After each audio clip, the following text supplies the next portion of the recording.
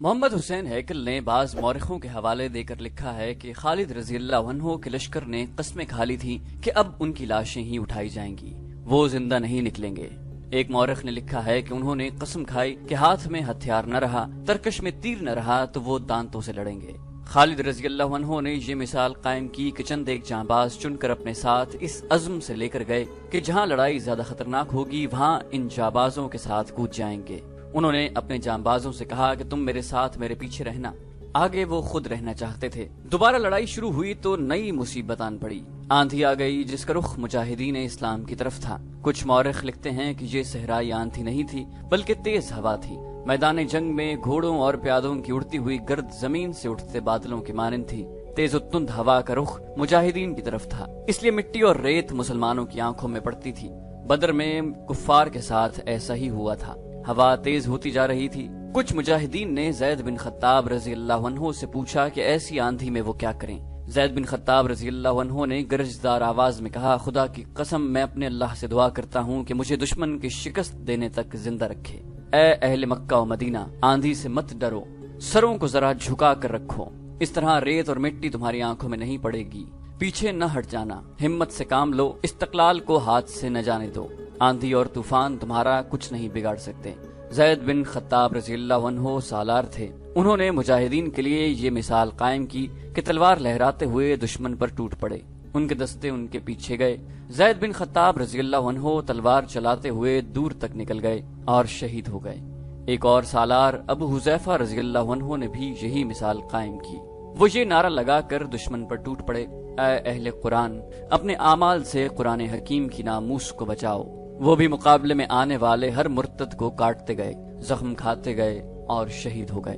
ان سالاروں نے جانیں دے کر مجاہدین کے عزم میں جان ڈال دی اور وہ آسمانی بجلیوں کی طرح دشمن پر ٹوٹ پڑے۔ اس کے باوجود مسلمہ کا لشکر قائم و دائم تھا۔ خالد رضی اللہ عنہ نے میدان جنگ کا جائزہ لیا۔ یہ ایسی جنگ تھی کہ جس میں چالیں چلنے کی ذرا سی بھی گنجائش نہیں تھی، یہ آمنے سامنے کی ٹکر تھی، اس میں صرف ذاتی شجاعت ہی کام آ سکتی تھی۔ خالد رضی اللہ عنہ نے میدان جنگ کا جائزہ لیتے ہوئے دیکھا کہ مسلمہ کے محافظ اس کی حفاظت کے لیے جانیں قربان کر رہے ہیں۔ خالد رضی اللہ عنہ کو فتح کا ایک یہی طریقہ نظر آیا کہ مسلمہ کو مار دیا جائے۔ یہ کام اتنا سہل نہیں تھا جتنی آسانی سے دماغ میں آیا تھا، لیکن خالد رضی اللہ عنہ ناممکن کو ممکن کر دکھانے کے لیے اس طرح مسلمہ کی طرف بڑھے کہ ان کے جانبازوں نے ان کے گرد گھیرا ڈال لیا۔ جب قریب گئے تو مسلمہ کے محافظوں نے ان پر حلہ بول دیا۔ خالد رضی اللہ عنہ کے قریب جو آیا وہ زندہ نہ رہا، مگر مسلمہ تک پہنچنا ممکن نظر نہ آتا تھا۔ خالد رضی اللہ عنہ کے جانبازوں نے اپنی ترتیب بکھرنے نہ دی۔ ایک موزوں موقع دیکھ کر خالد رضی اللہ عنہ نے اپنے جانبازوں کو مل کر حلہ بولنے کا حکم دے دیا۔ خالد رضی اللہ عنہ خود بھی حلے میں شریک ہو گئے۔ کچھ محافظ پہلے ہی مر چکے تھے یا زخمی ہو کر تڑپ رہے تھے۔ حضرت خالد کے جانبازوں کا حلہ اتنا شدید تھا کہ مسلمہ کے محافظ بوکھلا گئے۔ میدان جنگ کی صورتحال یہ ہو گئی تھی کہ مجاہدین جو فتح یا موت کی قسمیں کھا چکے تھے وہ مرتدین پر ایک خوف بن کر چھا رہے تھے۔ مسلمہ کو اپنی حفاظت کے لیے کوئی اور محافظ نہیں مل سکتا تھا۔ مسلمانوں کے نعروں کے ساتھ آندھی کی چیخیں میدان جنگ کی ہولناکی میں اضافہ کر رہی تھیں۔ مسلمہ کے بچے کچے محافظ گھبرانے لگے۔ خالد رضی اللہ عنہ کے جانبازوں نے ان کا حلقہ توڑ دیا۔ کسی محافظ نے کہا، یا نبی اپنا معجزہ دکھا، اپنا وعدہ پورا کر ہمارے نبی۔ ایک اور محافظ نے کہا، تیرا وعدہ فتح کا تھا۔ مسلمہ نے موت کو اپنی طرف تیزی سے بڑھتے دیکھا تو اس نے بلند آواز سے اپنے محافظوں سے کہا، اپنے حسب و نسب اور اپنی ناموس کی خاطر لڑو، اور وہ بھاگ اٹھا۔ دشمن کا قلب ٹوٹ گیا، پرچم غائب ہو گیا تو مرتدین میں شور اٹھا، نبی میدان چھوڑ کر بھاگ گیا ہے۔ اس پکار نے مرتدین کے حوصلے توڑ ڈالے اور وہ میدان سے نکلنے لگے۔ تھوڑی سی دیر میں مرتدین میدان چھوڑ گئے، لیکن میدان جنگ کی کیفیت یہ تھی کہ خون ندی کی طرح ایک طرف کو بہنے لگا۔ جہاں یہ مارکا لڑا گیا وہ تنگ سی گھاٹی تھی، اس کا کوئی نام نہ تھا۔ اس مارکے نے اسے ایک نام دے دیا، یہ تھا شعیب الدم، جس کے معنی ہیں خونی گھاٹی۔ دونوں لشکروں کا جانی نقصان اتنا زیادہ ہوا کہ میدان میں لاشوں کے اوپر لاشیں پڑی تھیں، زخمی تو ہزاروں کی تعداد میں تھے۔ مسلمہ کے لشکر کا جانی نقصان اس کی تعداد کی زیادتی کی وجہ سے زیادہ تھا۔ مسلمانوں کا جانی نقصان بھی کچھ کم نہ تھا۔ کئی گھوڑے بے لگام ہو کر لاشوں اور زخمیوں کو روند رہے تھے۔ انہوں نے کئی اچھے بھلے آدمیوں کو کچل ڈالا۔ مسلمہ کا لشکر جب بدل ہو کر بھاگا تو مجاہدین ان کے تعاقب میں گئے۔ مسلمہ کا ایک سالار محکم بن طفیل اپنے لشکر کو پکار رہا تھا، بنو حنیفہ باغ کے اندر چلے جاؤ، انہیں اب باغ میں ہی پناہ مل سکتی تھی۔ اس باغ کا نام حدیقۃ الرحمن تھا، جو وسیع و عریض تھا، اس کے ارد گرد دیوار تھی۔ مسلمہ اس باغ میں چلا گیا۔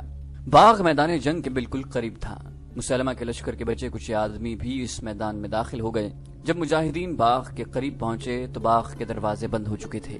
مورخین کے مطابق باغ میں پناہ لینے والے مرتدین کی تعداد 7,000 تھی۔ خالد رضی اللہ عنہ گھوڑا دوڑاتے باغ کے ارد گرد گھوم گئے۔ انہیں اندر جانے کا کوئی راستہ نظر نہ آیا۔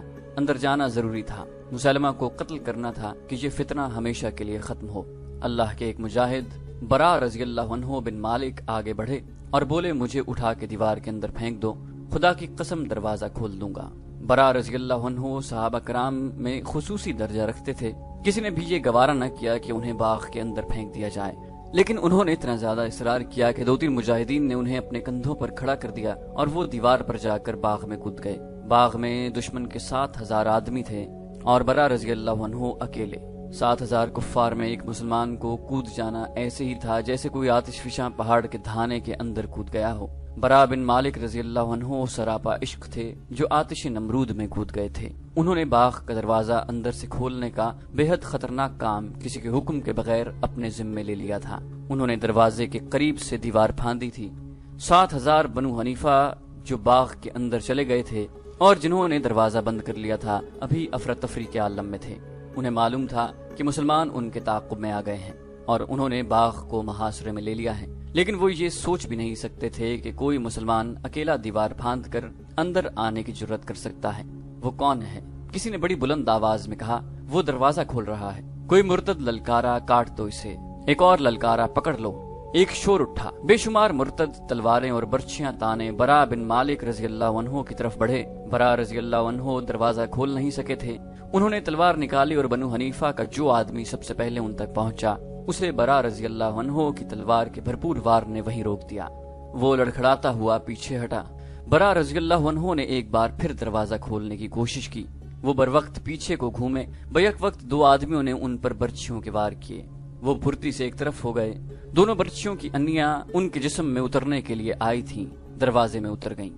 برا رضی اللہ عنہ نے بڑی تیزی سے تلوار چلائی اور دونوں آدمیوں کو اس وقت گھائل کر دیا جب وہ دروازے میں سے برچھیاں نکال رہے تھے۔ کئی مرتد برا بن مالک رضی اللہ عنہ پر مل کر حملہ کرتے تھے اور برا رضی اللہ عنہ دروازے کے ساتھ پیٹھ لگائے بڑی تیزی سے تلوار چلا رہے تھے۔ ان کی زبان سے 2 ہی نعرے گرجتے، اللہ اکبر اور محمد الرسول اللہ۔ وہ وار روکتے، وار کرتے اور دروازہ کھولنے کی کوشش کرتے تھے۔ تاریخ میں لکھا ہے کہ برا بن مالک رضی اللہ عنہ نے بنو حنیفہ کے بہت سے آدمیوں کو زخمی اور ہلاک کیا اور دروازہ کھول دیا۔ اس پر تمام مورخین متفق ہیں کہ سب سے پہلے برا بن مالک رضی اللہ عنہ دیوار پھاند کر اندر گئے تھے۔ دروازہ کھلتے ہی مسلمان اس طرح دروازے میں سے اندر جانے لگے جیسے نہر کا کنارہ کہیں سے ٹوٹ گیا ہو۔ بہت سے مسلمان خالد بن ولید رضی اللہ عنہ کے کہنے پر دیوار پر چڑھ گئے۔ یہ سب تیر انداز تھے۔ انہوں نے بنو حنیفہ پر تیروں کا می برسا دیا۔ مسلمان جو اندر چلے گئے تھے وہ بنو حنیفہ پر قہر کے مانند ٹوٹے۔ مرتدین کا قتل عام ہونے لگا۔ ان کے بھاگ نکلنے کے راستے مسدود ہو چکے تھے۔ وہ اب زندہ رہنے کے لیے لڑ رہے تھے۔ ان کا نبی خواہ جھوٹا ہی تھا، ان کے ساتھ تھا۔ اس کی للکار سنائی دے رہی تھی اور وہ بڑی بے جگری سے لڑ رہا تھا۔ مرتدین کی تعداد بہت زیادہ تھی جو بڑی تیزی سے کم ہوتی جا رہی تھی۔ باغ خون سے سیراب ہو رہا تھا۔ خالد بن ولید رضی اللہ عنہ کے ذہن میں یہی ایک ارادہ تھا کہ مسلمہ کو قتل کیا جائے ورنہ لڑائی ختم نہیں ہوگی، لیکن مسلمہ کہیں نظر نہیں آ رہا تھا۔ مسلمہ کذاب خالد بن ولید رضی اللہ عنہ کو تو نظر نہیں آ رہا تھا، ایک اور انسان تھا جس کی عقاب نگاہوں نے مسلمہ کو دیکھ لیا تھا۔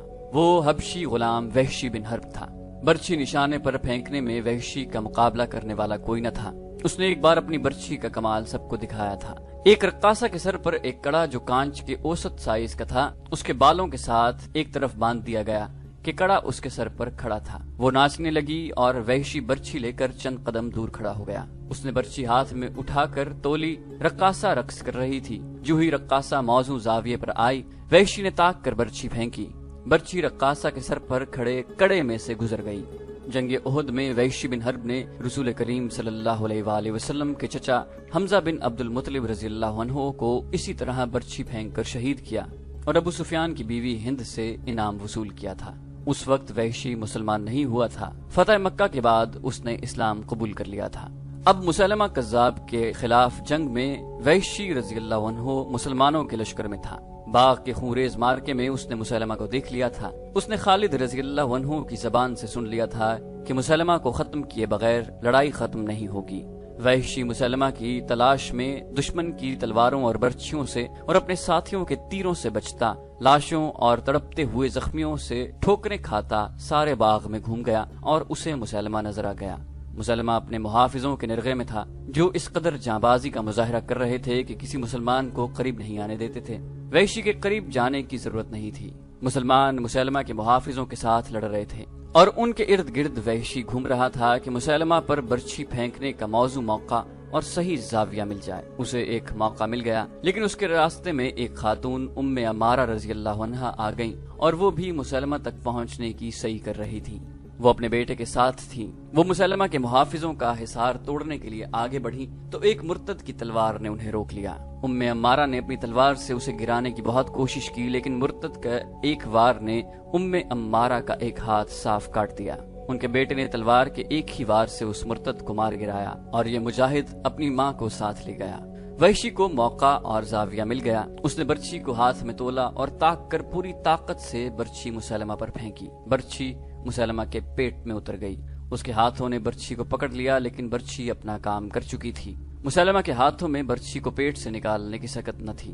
مسلمہ گرا، اسے مرنا ہی تھا، لیکن ابو دجانہ رضی اللہ عنہ نے اسے تڑپ تڑپ کر مرنے کی اذیت سے اس طرح بچا لیا کہ اس کا سر تلوار کے ایک زوردار وار سے اس کے دھڑ سے الگ کر دیا۔ ابو دجانہ رضی اللہ عنہ مسلمہ کی سرکٹی لاش ابھی دیکھ ہی رہے تھے کہ مسلمہ کے ایک محافظ نے پیچھے سے اتنا سخت وار کیا کہ ابو دجانہ رضی اللہ عنہ گرے اور شہید ہو گئے۔ ایک مرتد گلا پھاڑ کر چلایا، بنو حنیفہ، ہمارے نبی کو ایک سیاہ فام حبشی نے مار ڈالا ہے۔ مشہور مورخ ابن حشام نے لکھا ہے کہ باغ کے اندر مارکے کی خونریزی میں یہ آوازیں سنائی دینے لگیں، نبی مارا گیا، مسلمہ قتل ہو گیا۔ مسلمہ کذاب کے قتل کا صحرا بلا شک و شبہ وحشی بن حرب رضی اللہ عنہ کے سر ہے۔ وحشی کی زندگی عجیب گزری ہے۔ بتایا جا چکا ہے کہ اس نے بالکل اسی طرح جس طرح اس نے مسلمہ کو برچھی کھینچ کر قتل کیا تھا، حضرت حمزہ رضی اللہ عنہ کو جنگ احد میں شہید کیا۔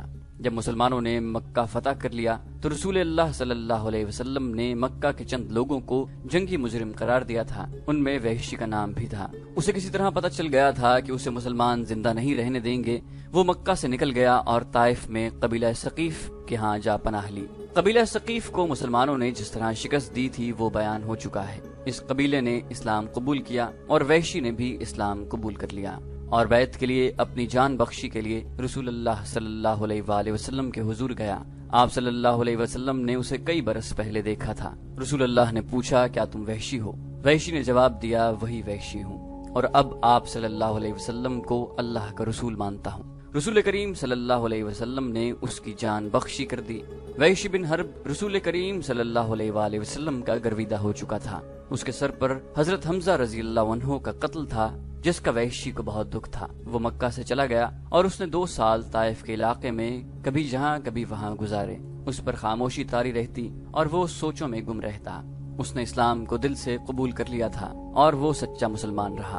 2 سال بعد اپنے بے چین ضمیر کو مطمئن کرنے کے لیے وہ اسلامی لشکر میں شامل ہو گیا اور اس نے خالد رضی اللہ عنہ کے دستے میں شامل رہنا پسند کیا۔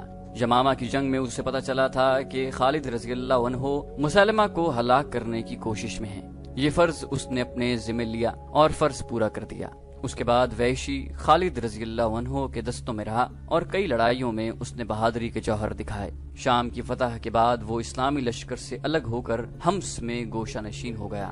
مورخوں نے لکھا ہے کہ ایسے معلوم ہوتا تھا جیسے حمزہ رضی اللہ عنہ کا قتل بہت بڑا گناہ بن کر اس کے ضمیر پر سوار ہو گیا ہو۔ اس نے شراب نوشی شروع کر دی، جو عیاشی نہیں تھی بلکہ وہ اپنے آپ کو فراموش کر کے الگ پڑا رہتا۔ حضرت عمر رضی اللہ عنہ نے اپنے دور خلافت میں اسے شراب نوشی کے جرم میں 80 کوڑوں کی سزا دی تھی، جس کا اس پر کوئی اثر نہ ہوا۔ وہ شراب پیتا رہا۔ زندگی کے آخری دنوں میں اسے ایسی شہرت ملی کہ لوگ اسے عقیدت سے ملتے تھے، مگر وہ ہوش میں کم ہی ہوتا۔ جب کبھی ہوش میں ہوتا تو لوگوں کو حمزہ رضی اللہ عنہ اور مسلمہ کے قتل کے واقعات سناتا۔ لوگ اس سے یہی واقعات سننے کے لیے جاتے تھے۔ اس نے کئی بار اپنی برچی ہاتھ میں لے کر کہا، میں جب مسلمان نہیں تھا تو اس برچی سے میں نے ایک بہت ہی اچھے آدمی کو قتل کیا تھا، اور میں مسلمان ہوا تو اس برچی سے ایک بہت ہی برے آدمی کو قتل کیا۔ تو دوستو، یہ تھی ہماری آج کی ایپیسوڈ۔ امید کرتے ہیں آپ کو ہماری ایپیسوڈ پسند آئی ہوگی۔ جانے سے پہلے اس ویڈیو کو لائک، شیئر اور کامنٹ کرنا مت بھولیے، اور اگر آپ ہمارے چینل پر نئے ہیں تو اسے سبسکرائب کیجئے اور بیل آئیکن پر کلک کیجئے تاکہ آپ کو تمام ویڈیوز فوراً ملتی رہیں۔